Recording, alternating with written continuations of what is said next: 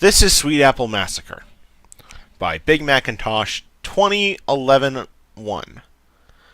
Rehosted by LilyCatEXE on Wattpad. Chapter 1. Big Macintosh surveyed the many apples trees that made up Sweet Apple Acres. It was nearly Applebuck season once again, and it looked as though they would be having a bumper harvest this year. He nodded, satisfied. His sister Applejack walked up beside him. "Woo, boy, howdy! I am sure glad you ain't injured this time, Big Macintosh," she says. "Why, there's even more apples on them trees than last year." "Yup," Big Macintosh replied in his characteristic manner. "Them's a lot of apples." Applejack was silent for a moment, enjoying the feel of the slight breeze against her blonde mane. "Say, I don't suppose you've seen Apple Bloom anywhere, have you? I've been looking for her all day, and she ain't nowhere to be found." Big Macintosh shook his head. "Sorry, sis. Can't say I have." "Darn. That silly filly's probably gone off somewhere with her friends. I just hope that she ain't getting herself into any mischief, or else there'll be hay to pay." "Now, don't you go worrying yourself, Applejack," he replied. "I'm sure she's perfectly fine. But anyway, I need to go back to the barn. I gotta go and press some apples for my home-brewed apple cider. I picked a few apples earlier specifically, all plump and ripe, and they ain't gonna press themselves." Applejack laughed. "You sure do love your cider, don't ya? Just make sure Apple Bloom don't get her hooves on it again. We all know what happened last time." Big Macintosh chuckled along with his sister. "Yup."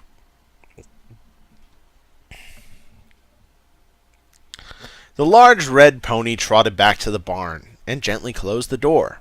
He opened a trap door with his mouth and went down the steps into an old, disused apple cellar. Usually it was just filled with junk, scrap metal, old worn-out plows, old rope, and various bits and bobs that have outlived their usefulness. Big Macintosh often came down here when he wanted to get away from the world, to withdraw for a little while for some peace and quiet. Today was different, however. The old rope, at least, had found a new use, because in the cellar space were Apple Bloom and her fellow Cutie Mark Crusaders, Sweetie Belle and Apple Bloom, bound and gagged, propped up against the wall. 3 pairs of scared, round eyes looked up at Big Macintosh as he approached. "Now then, you 3 fillies," he said, as placid as ever, "y'all need to learn a lesson. Y'all need to learn not to mess around with Big Macintosh. All I want is some peace and quiet," he said, looking directly at Apple Bloom. The little red-haired filly cowered under his gaze. "All I want is a quiet life, without all you Cutie Mark Crusaders running around the place, making with the noise. And when I'm finished with y'all, there ain't gonna be no noise from you ever again." All right. Part 2. "Your wings are useless, you silly filly," he said pleasantly. He then went to a toolbox and took out a rusty knife with a jagged blade and dropped it in front of the 3 fillies. "I'm going to take off those gags now," he said, "and the first of you to scream gets their tongues cut out." He took off Sweetie Belle's gag first. She looked up at him in terror, but managed to stay quiet. Next was Scootaloo. She let out a strangled whine and was breathing heavily, still in horrendous pain from her broken wing, but managed to resist the temptation. Finally, he removed the gag from his sister, Apple Bloom. She stared at him with her large round eyes, filled with fear and incomprehension. This was Big Macintosh, after all, her big brother, and the gentlest of souls. Wasn't he? Surely this was just a horrible joke. But she had seen what he had done to Scootaloo's wing, and it was definitely no joke. She took a deep breath. "Applejack!" Big Macintosh shoved his hoof in Apple Bloom's mouth, silencing her scream. He sighed and shook his head. I told you not to scream, Apple Bloom. You should listen to your big brother. I'll scream, and scream again, and Applejack will hear, and... Apple Bloom said, falteringly. You know, I kind of hope you do. After all, I still ain't forgiven Applejack for that injury she gave me last Applebuck season. If you want Applejack to join y'all down here, scream away. I, for one, would welcome her company. But now, to business. Big Macintosh picked up the knife and loomed over the cowering Apple Bloom. He pinned her down with a powerful hoof and stuck the knife into Apple Bloom's mouth. Sweetie Belle vomited at the sight, the thick yellow chunks and acidic-smelling liquid spattering heavily on the floor. Scootaloo managed not to be sick, but rather gasped and sobbed and choked with panic. Big Macintosh forced open Apple Bloom's mouth and with some effort cut out her tongue. Apple Bloom tried to scream, but with her mouth was too full of blood, it was more of a muted gurgle.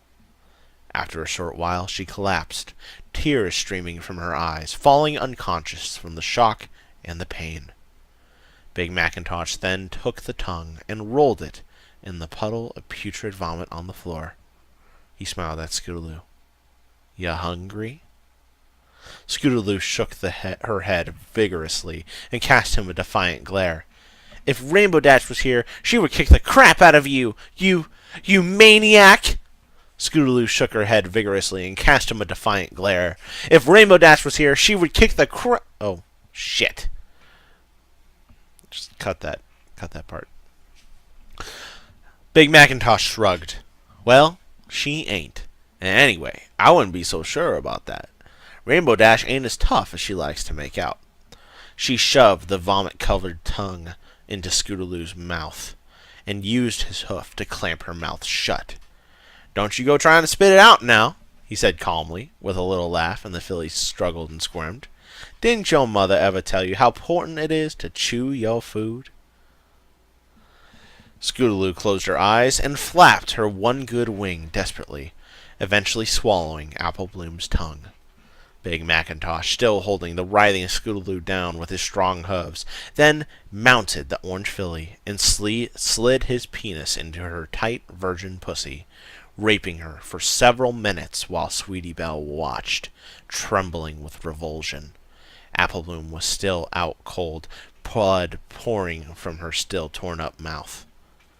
Cutie Mark Crusaders rape victims, Big Macintosh said, with tender mockery as he fucked Scootaloo, followed by a gentle chuckle. Guess y'all found your purpose in life now. Your special talent is getting raped. Yep. Jesus Christ. Eventually he withdrew it from Scootaloo and gripped her head tight and repeatedly punched her hard with a hoof in the face, causing her nose to shatter and spurt with blood. He scooped up some of the blood and with Sweetie Belle's vomit his tongue and... He scooped up some of the blood and some of Sweetie Belle's vomit with his tongue and held it in his mouth, so that it mixed with his saliva. He then brought his mouth close to Scootaloo's and spat the rank mixture into her mouth. He clamped his hoof over her mouth and held her nose until she gagged and eventually had no choice but to swallow. Hoo-wee! Final part. There's an author warning. If you still don't like grimdark or gore that makes you uncomfortable, then walk away slowly. This fanfic is the most graphic in the entire fandom. Is that a challenge? Like, I could go deep, man. This is like nothing. Nah, man. We started this. We're finishing this. As Scootaloo retched and spat and cried, he turned to Sweetie Belle. He grabbed her easily, and she was too shocked and traumatized to respond. In apparent amusement, he rammed her horn up Scootaloo's ass. I'm sorry. Okay. The horn was too big and hard, so the skin around Scootaloo's ass ripped, and blood and fecal matter first trickled and then poured profusely onto Sweetie Belle's face, as well as urine as Scootaloo pissed herself. "You keep doing that, Sweetie Belle," he said. The unicorn carried on, pushing her horn up Scootaloo's anus, slowly but surely. Her normally well-groomed pink and purple mane now stained a reddish brown, glistening with the wetness of piss and blood. "If you stop, I'll come over there and, get creative. I may seem a bit dense, but I'm actually quite a creative stallion, you know," Big Macintosh said, with a wink. "Yup." He went to Apple Bloom and penetrated his little sister's unconscious body with his hard cock. While he violated her, and another knife, this one sharp and shiny, he sliced open her flank, causing her glistening intestines to flop out wetly onto the floor. He glanced over, and was pleased to see Sweetie Belle was still using her horn to anally penetrate Scootaloo, and her face was now completely covered in blood and feces and urine. He turned his attention back to Apple Bloom, and scooped up her crimson entrails and wrapped them around her neck, still fucking the filly, and with his front hooves he pulled and pulled until it was wrapped so tightly around Apple Bloom's neck that it broke her windpipe. She was now surely dead, but Meg Macintosh continued fucking her furiously until her body began to lose form and collapse into a quivering, amorphous mass of fur and blood and flesh.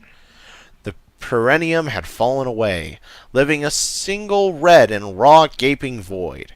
He carried on until he was fucking nothing but a single swollen and bloody orifice, and then discarded his baby sister's carcass as though she were nothing more than a rotten apple core. This is fine. This is fine. He then took the knife. God. And grabbed Sweetie Belle and tossed her aside. He forced himself into Scootaloo's ruined anus, and then took the knife and cut from her ass up in a sweeping motion up to her belly, and all her innards fell out. He then grabbed her head, twisted, and tore it clean off, using his immense strength, and fucked it in the mouth, and then tossed it aside. He had then had sex with her headless body, both in the vagina and the ass, until he got bored. Sweetie Belle was the last remaining Cutie Mark Crusader.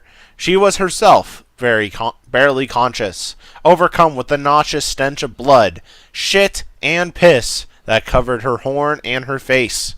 Big Macintosh pinned Sweetie Belle down with his hoof and plunged the knife into her green eye. Oh, I felt like I was going to throw up a little bit there.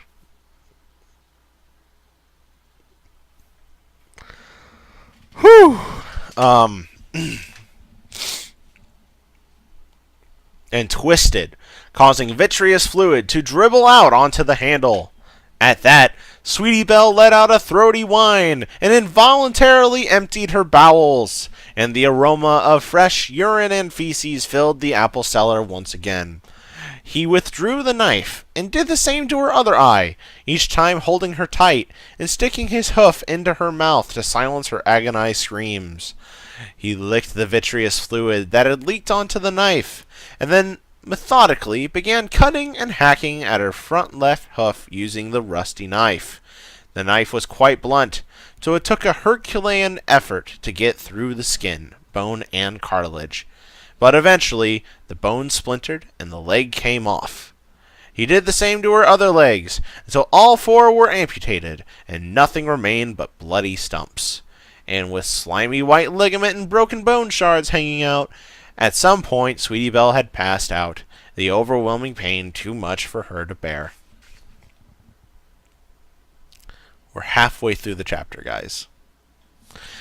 He then used the knife to gouge out her left eye and jammed his penis into the eye socket, penetrating repeatedly deep into her brain. enjoying how tight her skull felt around his hard shaft, and how warm and squishy the brain matter felt against the tip of his throbbing penis. He twisted Sweetie Belle's neck. After he had finished skull-fucking her, he cracked open her skull with a swift stamp of a hoof, and bent down and ate some of the exposed brain, taking care to spit out a few fragments of skull bone that had mixed in as he chewed. It was warm and slimy and tough, and stuck to the back of his throat. He swallowed, and then raped Sweetie Belle in the ass, until it tore open, and his engorged penis was smeared with what little fecal matter remained in her rectum. He took one of Sweetie Belle's detached legs, and shoved it inside her ass, and then fucked Apple Bloom and Scootaloo's bodies the same way, forcing the amputated limb in, hoof first, as far as it could go. He thought how strange it was that the still lumps of torn flesh that he was fucking with Sweetie Belle's leg had been so vibrant and alive such a short time ago. But now all three were dead, and he finished by spurting his voluminous load in Apple Bloom's destroyed backside. He watched with satisfaction as the semen and blood and shit mixed together, forming a foamy maroon pool. He bent down and greedily lapped up some of it with his tongue, pressing his tongue deep into her anal cavity as not to miss any, letting some dribble down his chin.